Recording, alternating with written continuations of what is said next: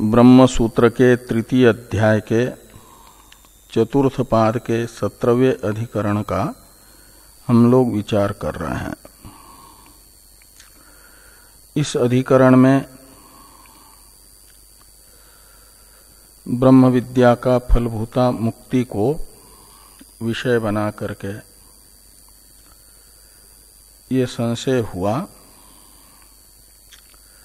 कि निर्गुण ब्रह्म विद्या की फलभूता मुक्ति सातिशय है या निरतिशय है। पूर्व पक्षी ने कहा मुक्ति फल होने से कर्म फलभूत स्वर्ग आदि के तरह सातिशय ही होगी। सिद्धांति का कथन है यदि मुक्ति को सातिशय मानेंगे स्वर्ग आदि के तरह तो स्वर्ग आदि में तो सातिशयता का प्रयोजक होता है, उसका साधनभूत कर्म में अतिशय विशेषता। ऐसे ब्रह्म विद्या में यदि कर्म के तरह अतिशयता होगी तब तो ये ब्रह्म विद्या का फल जो मोक्ष है वह भी सातिशय सिद्ध हो सकता है। लेकिन मोक्ष तो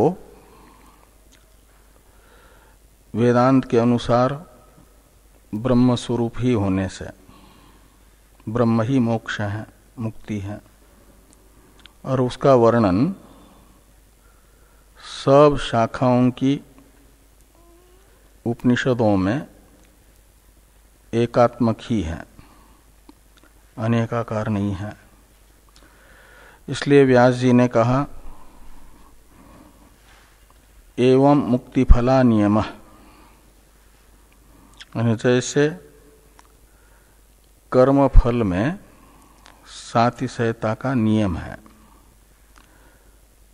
ऐसे सातिशयता का नियम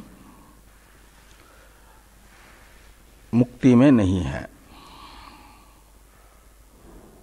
वो किसी विशेषता से युक्त नहीं हो सकती, अलग अलग नहीं हो सकती। मनुष्य मुक्त होगा तो उसकी मुक्ति अलग, देवता मुक्त होंगे तो उनकी मुक्ति अलग, ऐसा नहीं होगा। जो मुक्त होगा सबकी मुक्ति एक जैसी है, उसमें कोई अंतर नहीं है। इसे मुक्ति फला नियम इस प्रतिज्ञा वाक्य से कहा और इसमें हेतु बताया सूत्र में तद अवस्थावधृते। यह मुक्ति एक अवस्था विशेष है, ब्रह्म रूपा है, और अविद्या तथा आविद्यक उपाधि से युक्त अवस्था है संसार, वो बद्धावस्था है। और मुक्ति ब्रह्म की ही निरुपाधिक अवस्था है, और वह निरुपाधिक ब्रह्म उपनिषदों में एक रूप से निर्धारित है। तद अवस्था अवधृत्य से बताया गया।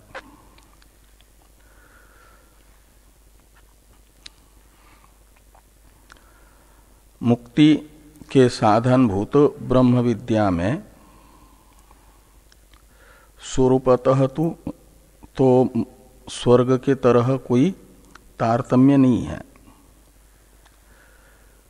लेकिन श्रवणादि साधन संपन्न होने पर भी प्रतिबंध के रहते हुए विलंब से उत्पत्ति और प्रतिबंधक के न रहने पर अविलंब से उत्पत्ति रूप अतिशय तो सिद्धांतियों ने भी स्वीकार किया। उस प्रकार का अतिशय भी मुक्ति में नहीं है कि मुक्ति का साधन अहम ब्रह्मास्मि ऐसा साक्षात्कार होने पर कभी किसी की मुक्ति विलंब से भी हो जाए, साक्षात्कार होने के बाद भी ऐसा नहीं होगा। मुक्ति के साधन ब्रह्म ज्ञान में तो विलंब अविलंब रूप अतिशय होता है तो भले ही हो गए, लेकिन ये कहा गया कि न तो मुक्तो कश्चित अतिशय संभव अस्ति, न तो स्वरूपगत कोई तारतम्य उत्कर्ष अपकर्षात्मक, और न तो ब्रह्म विद्या के निष्पन्न होने पर विलंब से मुक्ति का होना या अविलंब से होना इत्याकारक विशेष भी मुक्ति में नहीं है। न तो मुक्तो कश्चित अतिशय संभव अस्ति, इस वाक्य से भाष्कर भगवान ने बताया। अब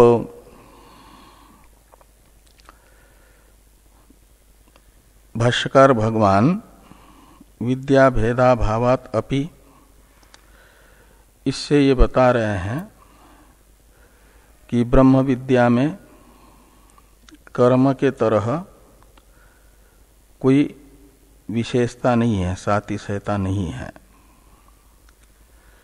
इसलिए भी उसके फल में विशेषता नहीं रहेगी, वो अविशेष होगा विद्या का फल। इसे विद्या भेदा भावात अपि इत्यादि वाक्य से कहा जा रहा है। इसका अवतरण है टीका में, तो टीका को देखिए। किंच कर्मणाम उपासनानांच गुणभेदेन तारतम्यात् फल तारतम्यम युक्तम। तो कर्म और उपासनाओं का आपस में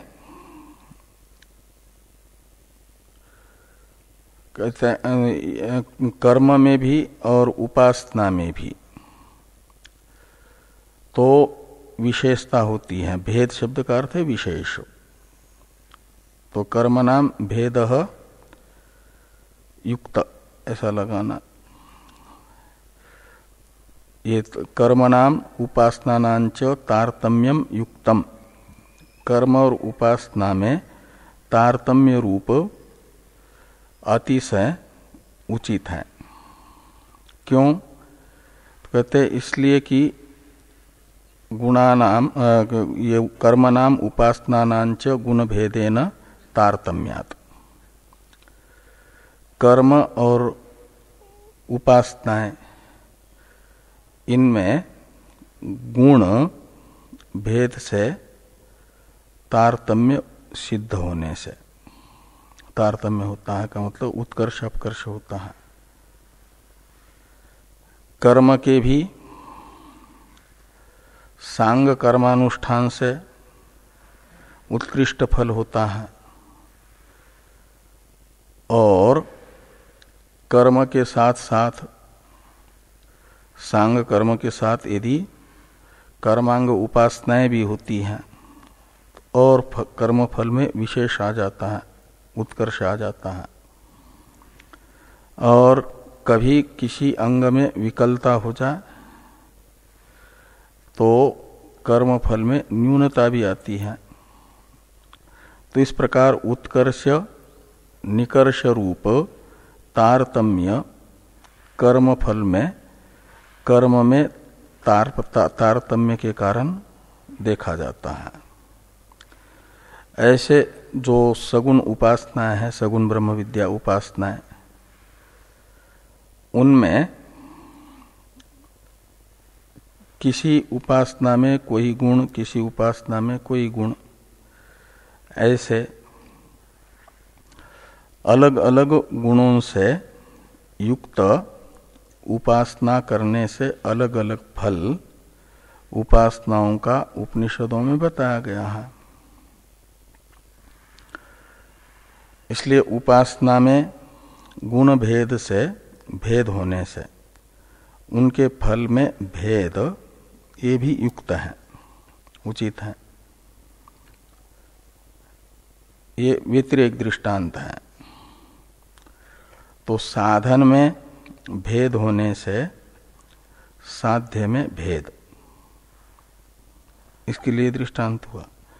और यदि साधन निर्विशेष हो, भेद रहित हो, उसमें कोई तारतम्य न हो, तो फिर फल में भी तारतम्य नहीं होगा, एक रूपता ही होगी। साधन एक रूप होगा तो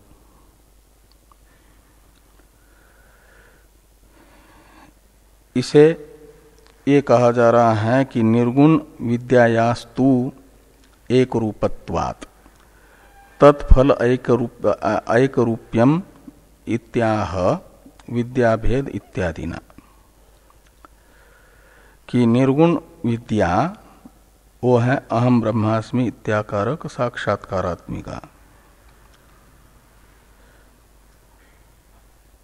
और वह अहम ब्रह्मास्मि ऐसा बोध या मनुष्य को हो, देवता को हो, या हिरण्यगर्भ को हो, किसी को भी हो,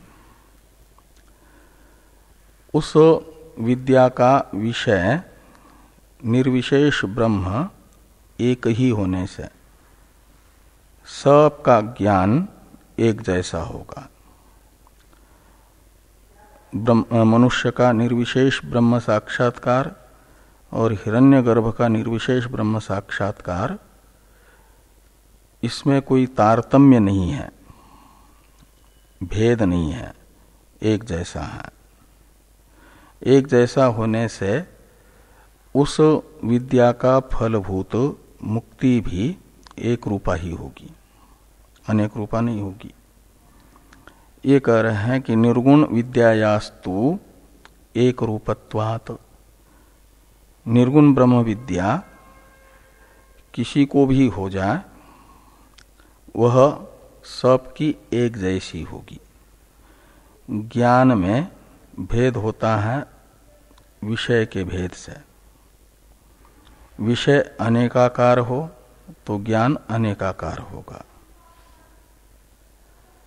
और विषय यदि एक रूप है तो सबको उस विषय का ज्ञान एक जैसा ही होगा, उसमें कोई अंतर नहीं होगा।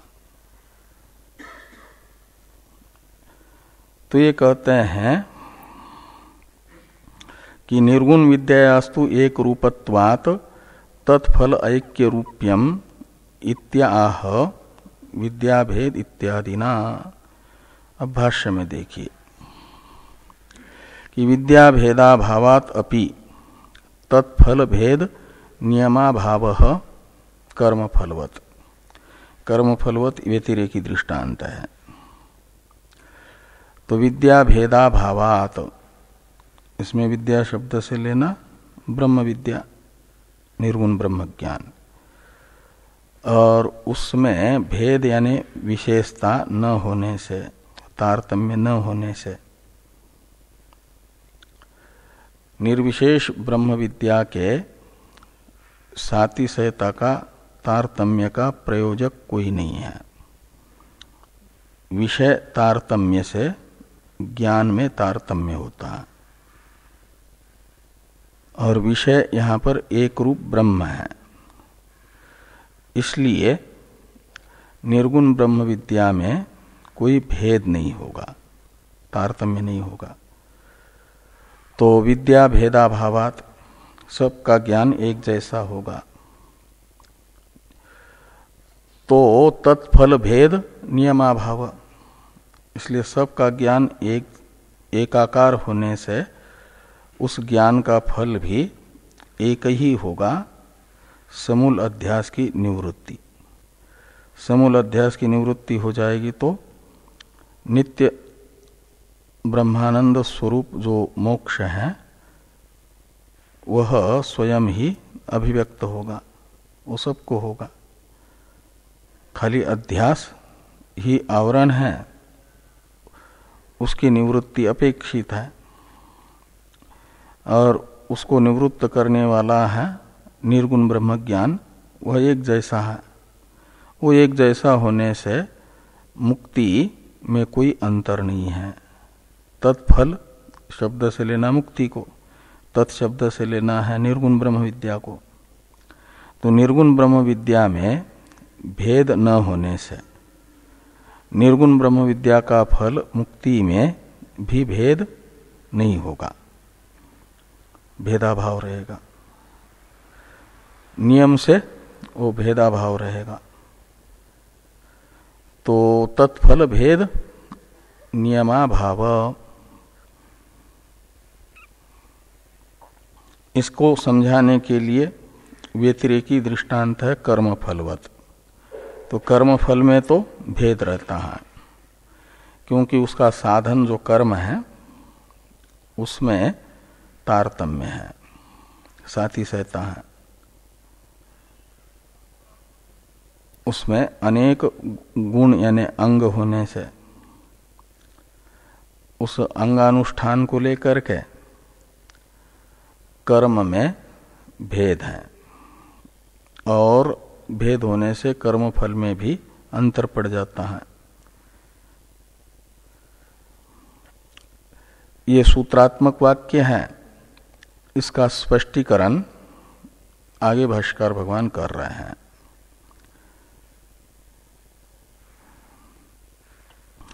कर्म फलवत ये जो दृष्टांत है इसकी प्रथम व्याख्या करते हैं। नहीं मुक्ति साधन भूताया विद्याया, अच्छा हाँ, ये विद्या भेदाभावात इसको पहले बता रहे कि नहीं मुक्ति साधन भूताया विद्याया कर्मनाम इव भेदो अस्ति। ये विद्या भेदाभावात का अर्थ है कि मुक्ति की साधन भूता जो विद्या है निर्गुण ब्रह्म ज्ञान,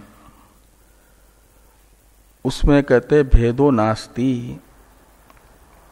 ब्रह्म विद्या में कोई भेद नहीं है, तारतम्य नहीं है। कैसे? तो कहते हैं जैसे कर्म नाम इव, तो कर्म में जैसे तारतम्य होता है, भेद होता है, ऐसा भेद मुक्ति के साधनभूत ब्रह्म ज्ञान में नहीं है।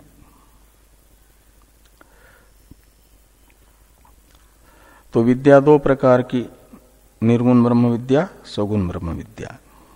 तो सगुण ब्रह्म विद्या में तारतम्य नहीं है, निर्गुण ब्रह्म विद्या में तारतम्य नहीं है, सगुण ब्रह्म विद्या में तारतम्य है।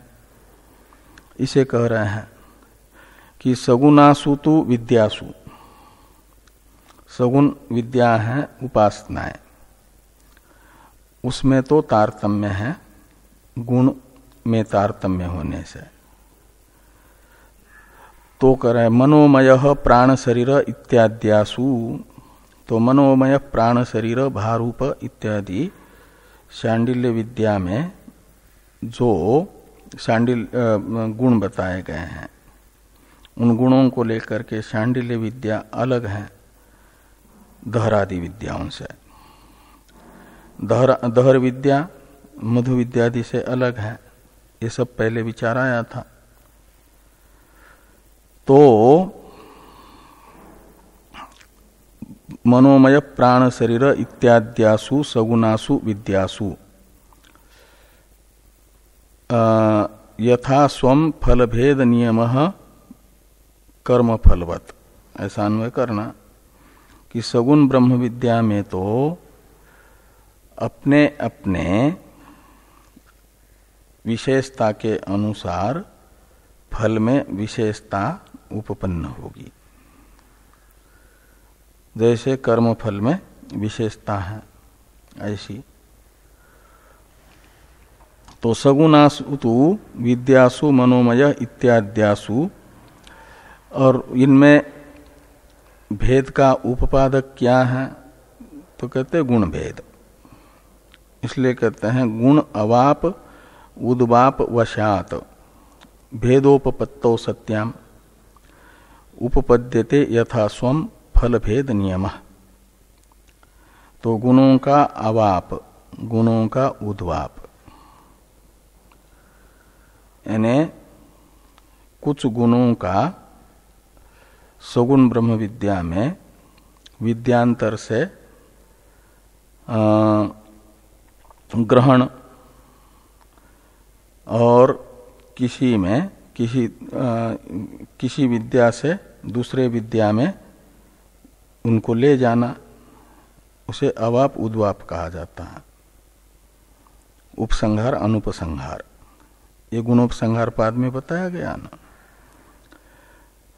तो गुण अवाप उद्वाप यानी उपसंहार अनुपसंहार को लेकर के, गुणों के उपसंहार अनुपसंहार को उद्वाप अवाप को लेकर के क्या हो जाता है? भेद सिद्ध होता है सगुण ब्रह्म विद्या में।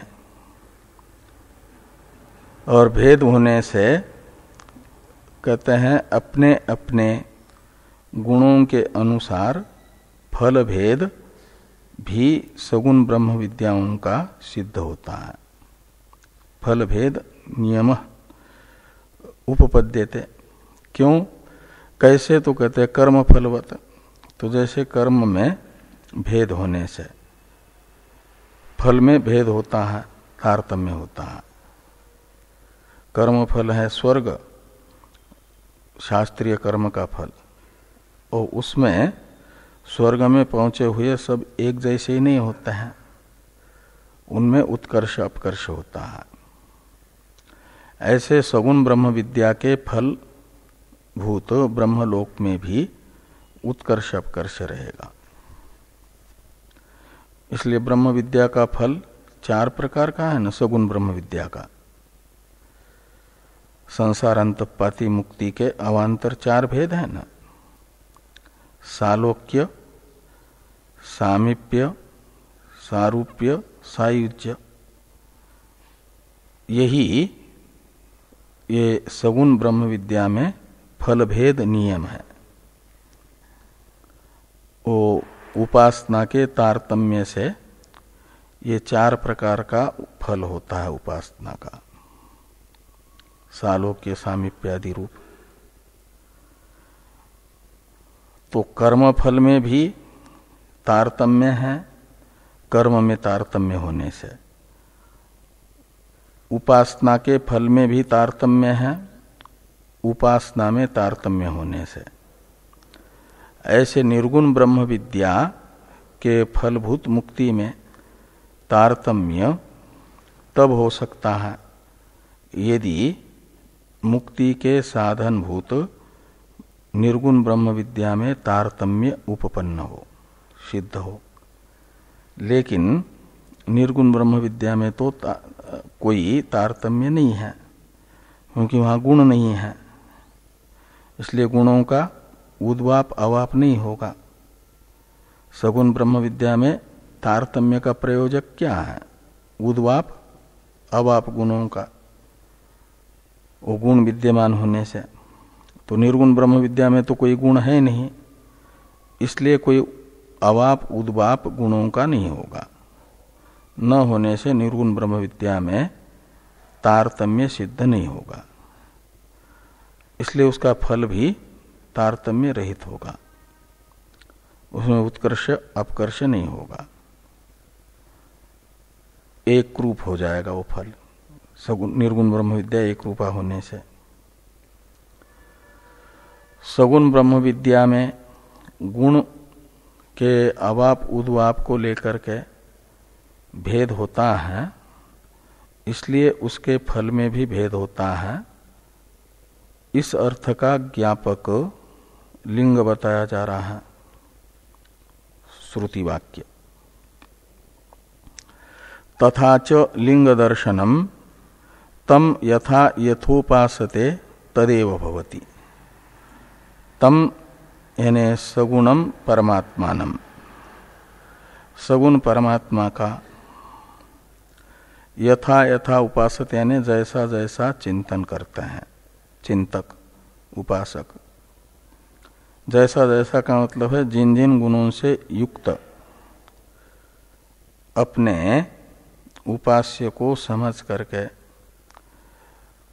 जिन जिन गुणों से युक्त चिंतन करते हैं तो चिंतक भी वैसे ही बन जाते हैं। चिंतन से चिंत्य के गुण चिंतक में आ जाते हैं। तो जिन गुणों से जो चिंतक परमात्मा का चिंतन करता है वह चिंतक भी वैसा ही बन जाता है। और सब चिंतक उपासक परमात्मा के एक जैसे गुणों का ही चिंतन नहीं करते हैं। सगुण जो परमात्मा है वो अनंत गुण वाले हैं ना, उनमें से कोई किसी गुण का, कोई किसी गुण का, कोई किसी गुण का चिंतन करता है। और जिन जिन गुणों का चिंतन करता है वह वैसा ही बन जाता है। इसलिए कहा तम यथा यथा उपासते तदेव भवति। यह श्रुति वाक्य उपासना के तारतम्य से उपासना के फल में तारतम्य बता रहा है।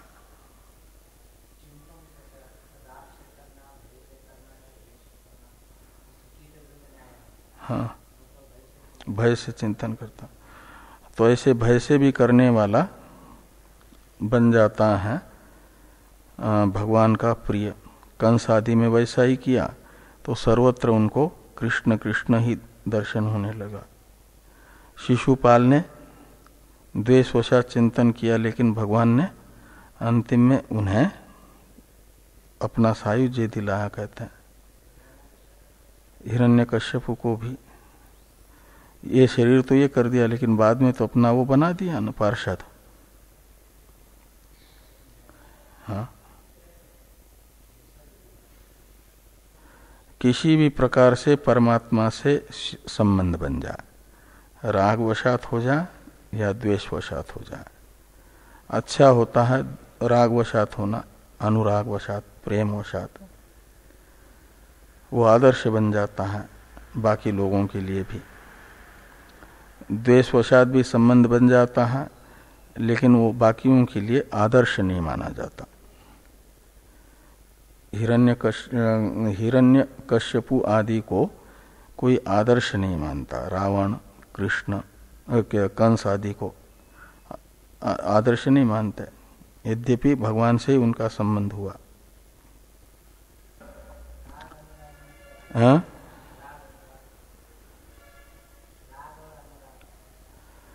राग तो कहा जाता है विषयक प्रीति को राग कहते हैं, और उसी राग का विषय परमात्मा बन जाए तो अनुराग कहते हैं। एक ही चित्त वृत्ति का विषय भेद से राग और अनुराग नाम है। संसार के पदार्थ विषयनी यदि वृत्ति है स्नेहाकार, तो वो माना जाता है राग, और उसी वृत्ति का आस्पद यदि परमात्मा है तो अनुराग कहलाता है।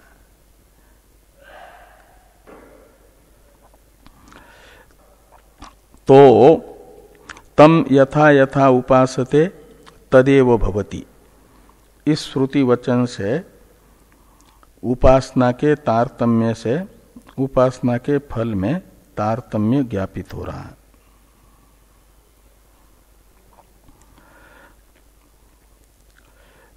नैवं निर्गुणायाम विद्यायाम गुणाभावात्, तो एवं यानी सगुण विद्या में जैसे तारतम्य है, गुण के अवाप उद्वाप वशात तारतम्य सिद्ध होता है, जैसे ऐसा निर्गुण ब्रह्म विद्या में तारतम्य सिद्ध नहीं होगा, भेद नहीं रहेगा।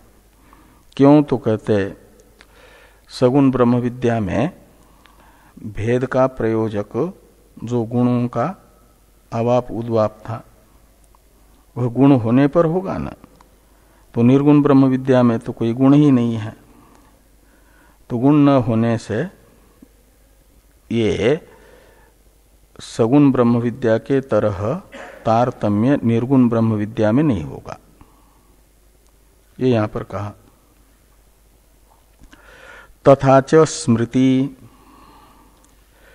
तो निर्गुण ब्रह्म विद्या में गुणों के न होने से तारतम्य नहीं होता है, इसका ज्ञापक स्मृति वचन बता रहे हैं। नहीं गतिरधिकास्ति कस्यचित् सति ही गुणे प्रवदन्त्यतुल्यताम् इति।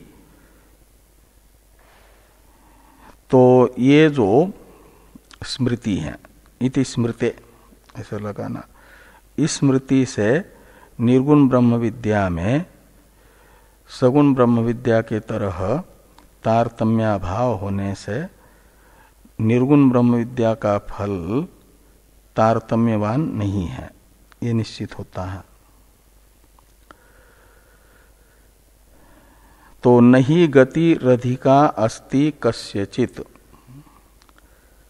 इसमें कस्यचित् का अर्थ है किसी की भी। गति यानी फल, किसी फल, तो किसी को भी फल अधिक प्राप्त नहीं होता। निर्गुण ब्रह्म ज्ञानियों में किसी निर्गुण ब्रह्म ज्ञानी को अधिक फल प्राप्त हो दूसरे निर्गुण ब्रह्म ज्ञानी के दृष्टि में, ऐसा नहीं होता है।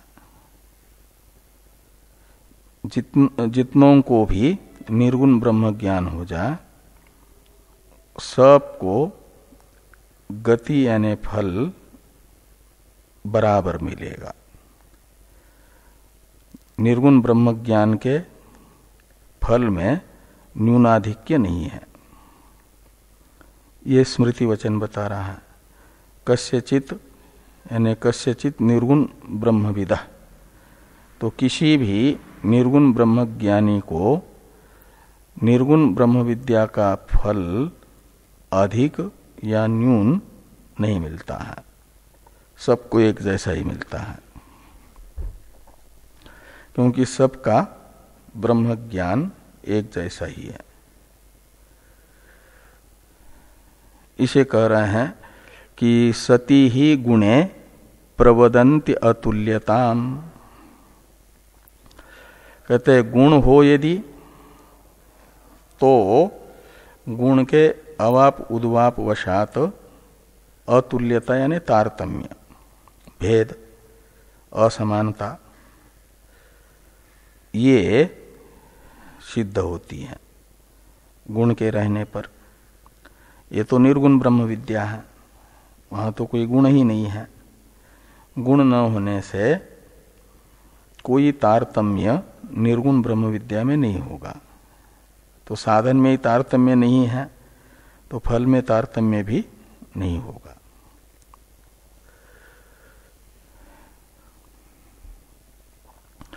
इस प्रकार ये व्याख्या पूरी हुई। इति शब्द के पास पूर्ण विराम होना चाहिए। पूर्ण विराम, ये वाक्य पूरा हुआ, यहाँ भाष्य पूरा हुआ है। जो सूत्र की व्याख्या थी पूरी हो गई। अब तद अवस्थावधृते, ये जो अंतिम पद है इसका अभ्यास हुआ है, पुनरावृत्ति हुई है ना। ये जो पुनरुक्ति है इसका फल बताया जा रहा है किस उद्देश्य है करके, कि तद अवस्थावधृते इति पदाभ्यासो अध्याय परिसमाप्तिम द्योतयति। तो इस सूत्र में जो अंतिम पद की आवृत्ति है, अभ्यास यानी आवृत्ति,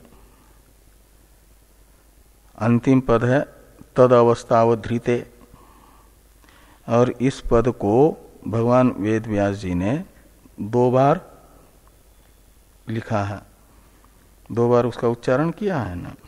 ये है पदाभ्यास। तो ये पदाभ्यास अध्याय के परिसमाप्ति का द्योतक है। ये बता रहा है कि साधन अध्याय नामक तृतीय अध्याय पूर्ण हुआ। तो तदवस्थावधृते इति पदाभ्यासो अध्याय परिसमाप्तिम द्योतयति।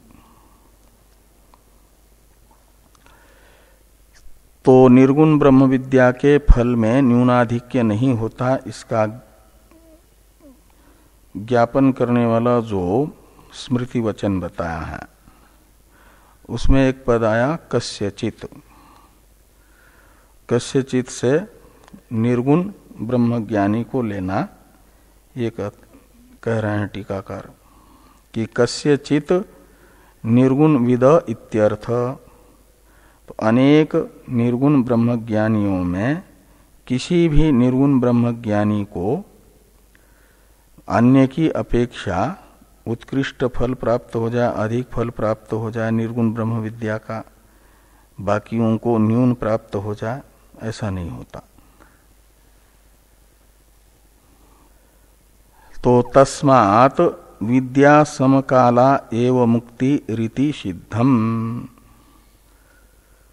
तो विद्या निर्गुण ब्रह्म विद्या एक रूपा होने से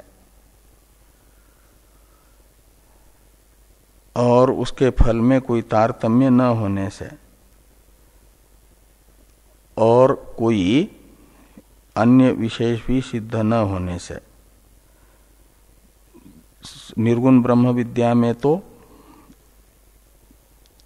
चिरात उत्पत्ति अचिरात उत्पत्ति रूप विशेष उपपन्न होता है। ये पूर्वाधिकरण में कहा गया, विलंब से उत्पत्ति प्रतिबंध के रहते हुए, अविलंब से उत्पत्ति प्रतिबंधक के न रहते हुए।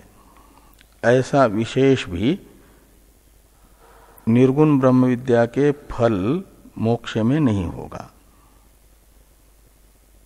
निर्गुण ब्रह्म विद्या की उत्पत्ति में भले ही विलंब अविलंब प्रतिबंध के होने न होने से सिद्ध हो जाए, लेकिन निर्गुण ब्रह्म विद्या उत्पन्न होने पर निर्गुण ब्रह्म विद्या के उत्पत्ति समकाल में ही अध्यास की निवृत्ति होती है। इसलिए कहा कि तस्मात् विद्या समकाला एव मुक्ति, समूल अध्यास की निवृत्ति रूप मुक्ति निर्गुण ब्रह्म विद्या के उत्पत्ति समकाल में ही है, ये निश्चित होता है। निर्गुण ब्रह्म विद्या प्रतिबंधादि के रहते हुए उत्पन्न ही नहीं होगी, लेकिन एक बार यदि उत्पन्न हो गई तो फल पर्यवसायी ही होगी सब में। ये नहीं कि किसी में निर्गुण ब्रह्म विद्या उत्पन्न हुई लेकिन अध्यास की निवृत्ति नहीं हुई। ऐसा कहीं नहीं होता कि प्रकाश आया लेकिन अंधकार को निवृत्त नहीं किया। प्रकाश के उत्पत्ति में तो प्रतिबंध होने के कारण विलंब हो सकता है, लेकिन प्रकाश उत्पन्न होने पर टीका में उदाहरण बताया था ना, अंधकार की निवृत्ति में कोई विलंब नहीं होगा। ऐसे ब्रह्म साक्षात्कार में तो विलंब हो सकता है प्रतिबंधादि के रहते हुए, लेकिन ब्रह्म साक्षात्कार हो गया तो उसी समय नित्य सिद्ध जो ब्रह्म स्वरूप मुक्ति है उसकी अविद्या निवृत्ति रूप अभिव्यक्ति हो जाती है।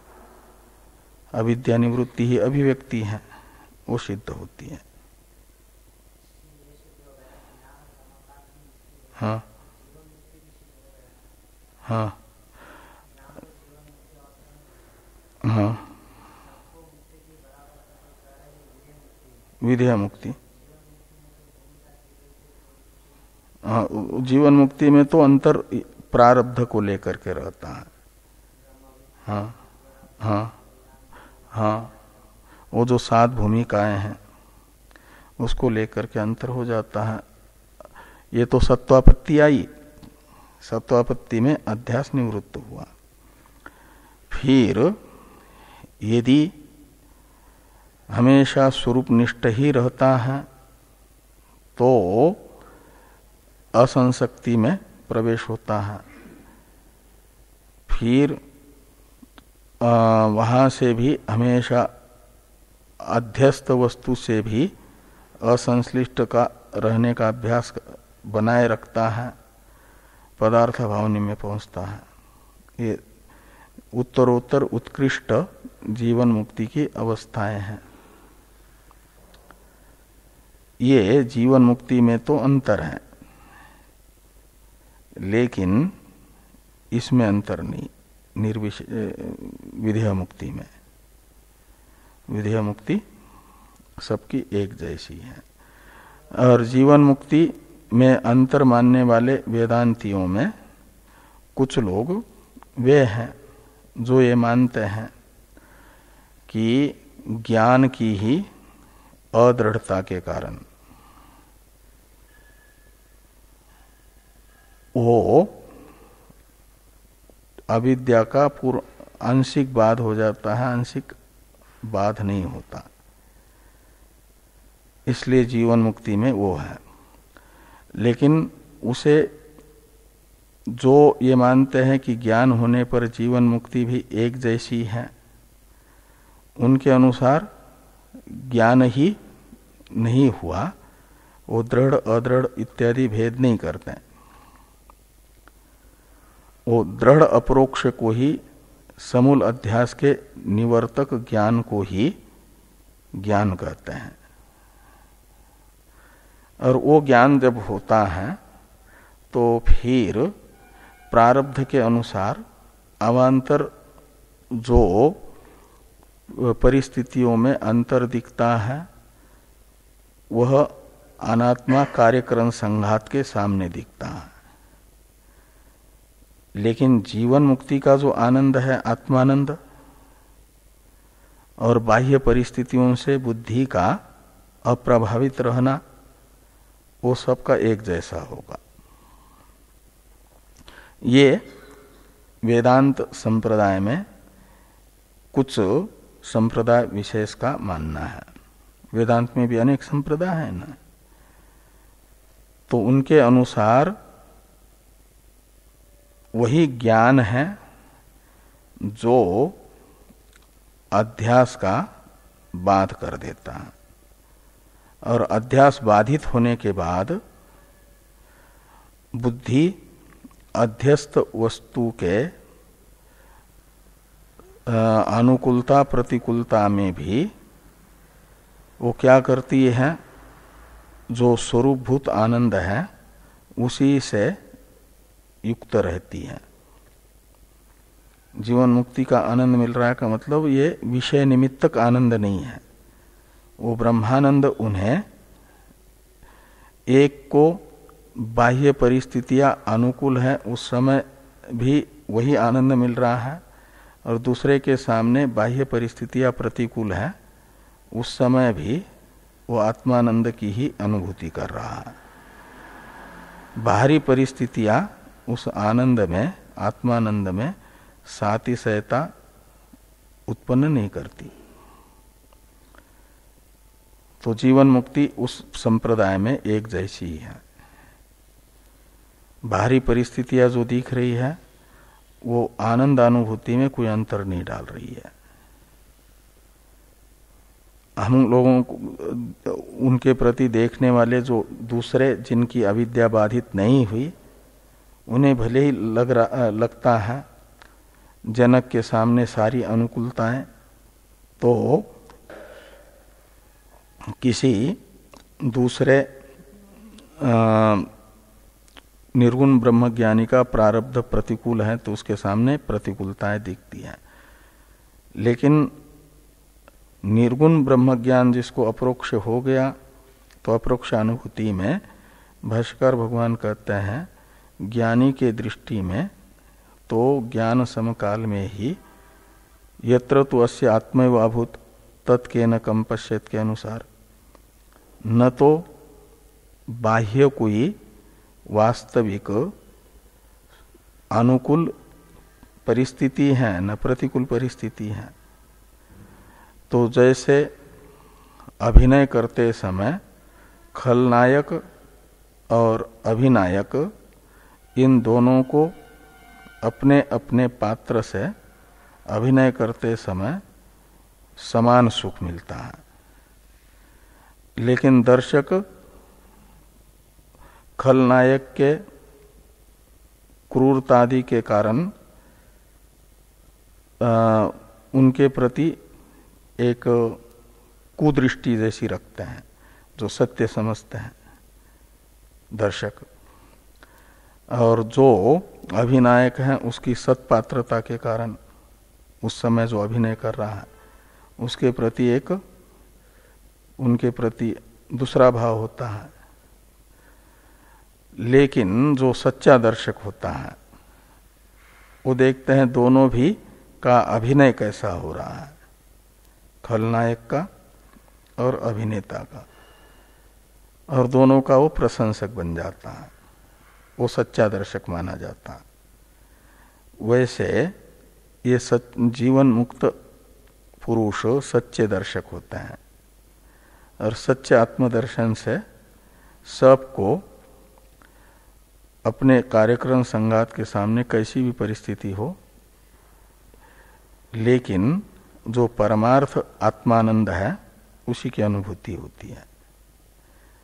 इसलिए उनके दृष्टि में तो फिर जीवन मुक्ति भी एक जैसी है, उसमें कोई अंतर नहीं है, क्योंकि बाह्य परिस्थिति उस आत्मानंद में, आत्मानंद की अनुभूति में कोई प्रभाव नहीं डाल रही है। एक संप्रदाय ये है। तो इस प्रकार ये तीसरा अध्याय पूरा हो जाता है। अब तीसरे अध्याय के भाष्य की अंतिम पुष्पिका है। इति श्रीमत् परमहंस परिव्राजकाचार्य श्रीमत् शंकर भगवत्पाद कृतौ शारीरक मीमांसा भाष्ये तृतीय अध्यायस्य चतुर्थः पादः। इति श्रीमत् परमहंस परिव्राजकाचार्य श्री गोविंदानंद भगवत कृतौ शारीरक व्याख्यायाम भाष्यरत्न प्रभा टीकायाम तृतीय अध्यायस्य चतुर्थः पाद। कल से चतुर्थ अध्याय का विचार प्रारंभ होगा।